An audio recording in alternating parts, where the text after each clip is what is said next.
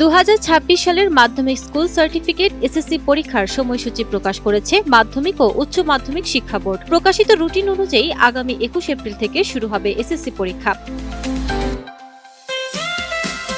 বৃহস্পতিবার 15 জানুয়ারি ঢাকা শিক্ষা বোর্ডের পরীক্ষা নিয়ন্ত্রক এবং আন্তঃশিক্ষা বোর্ড পরীক্ষা নিয়ন্ত্রক কমিটির আহ্বায়ক অধ্যাপক এস.এম. কামাল উদ্দিন হায়দারের সই করা সূচিপত্র প্রকাশ করা হয়।